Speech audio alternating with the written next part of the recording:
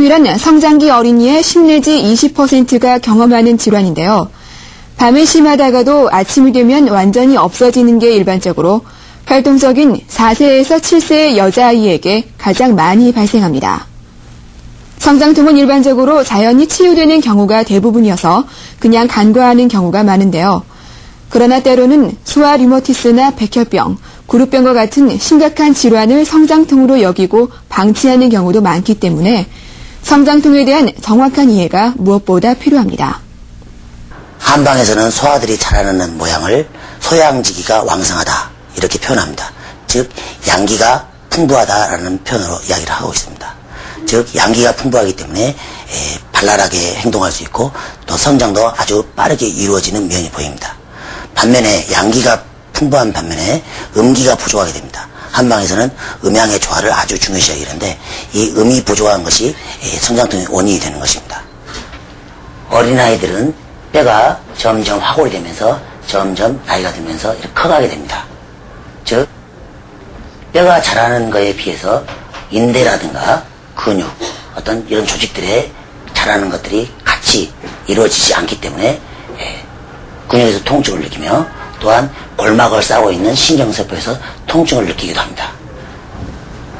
또한 이 통증을 느끼는 여러 가지 원인 중에 하나가 스트레스도 포함이 되어 있는 것으로 임상적으로 확인되고 있습니다.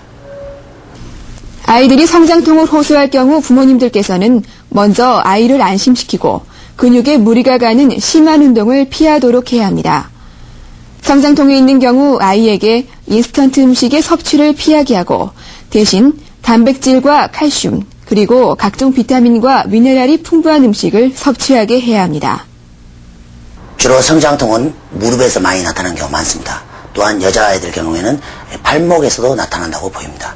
즉 힘줄이나 근육이 뼈에 자라는 속도를 따라오지 못하기 때문에 성장통이 나타나고요. 또한 이 성장통은 낮에 놀 때는 아무런 증상이 없다가 저녁에 자려고 할 때 통증을 느끼기도 합니다. 그러나 또 아침이 되면은 언제 아팠냐는 듯이 다시 정상적으로 통증을 느끼지 못하기도 합니다. 그러나 이러한 성장통들이 반복되거나 또한 지속적으로 연결될 때는 이것의 정확한 증상을 따져서 원인 치료를 해야 되는 것으로 보여집니다. 딸이 한 달 전부터 저녁만 되면은 다리가 아프다고 하는데 혹시 아프는 부위를 자꾸 주물러주면 괜찮다고 하거든요.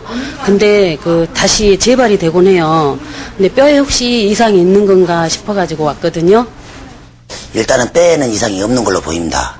주로 성장통의 일반적인 증상이 마치 따님처럼 낮에는 잘 놀다가 밤만 되면 통증을 느끼기도 합니다. 또한 통증의 양상이 양쪽이 대칭적으로 나타나죠. 편측으로 나타나지 않고요. 또한 아침에 일어나면 언제 아프냐는 듯이 잘 또 뛰어놀다가 밤이면 다시 아프다라는 증상을 호소합니다. 그러나 이 성장통 증상이 오랫동안 지속되거나 밤마다 통증이 심하게 느낄 때는 적절한 전문가의 지시를 받아서 치료를 해야 되는 거로 생각되어집니다. 아이들의 성장통은 그대로 놔둬도 된다고 하는데 그게 사실인가요? 사실입니다. 그러나 아드님이 또래 집사람보다 키가 작거나 또한 부모님이 키가 작은 경우에는 성장통이 지속이 되면 키성장 발육에 많은 장애를 올 수 있습니다.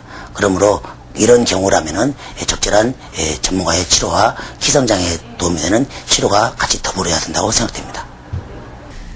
아이에게 성장통이 있을 경우 긴장된 근육을 풀어주고 혈액순환을 원활하게 하는 가벼운 마사지나 따뜻한 찜질이 효과적이라고 합니다.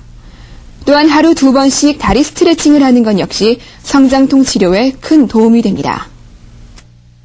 일반적으로 단순 성장통은 자연치유가 되는 병입니다. 그러나 관절이 붓거나 열이 나거나 또한 피부색이 변해 있거나 걸음걸이가 이상하거나 그 다음에 이 성장통이 너무 오랫동안 지속되는 경우에는 우리가 흔히 무혈성 소화기에 나타나는 고관절 골두의 괴사 증상이라든가 또한 소아 류마티즘, 종양, 그 다음에 만성 근염으로 보이므로 이런 경우는 정확하게 정밀 진단이 필요하다고 생각됩니다. 일반적으로 성장통은 시간이 지나면서 대부분 자연 소멸됩니다. 성장통이 있을 경우 아이들이 낮에 너무 무리하게 뛰어놀지 못하게 하고 잠들기 전에 따뜻한 물로 목욕시키는 것이 좋습니다. 또 통증이 심할 경우 소화진통제의 복용이 도움이 된다고 합니다. 하지만 무조건 성장통이라고 속단하는 것은 무척 위험한데요. 그것은 증상이 비슷한 질병이 많기 때문이죠. 부모님들은 아이가 통증을 호소할 경우 성장통인지 아니면 조기에 치료해야 하는 질환인지 구분하셔야 합니다. 또 통증이 수개월간 지속될 경우 정밀 검진이 필요합니다.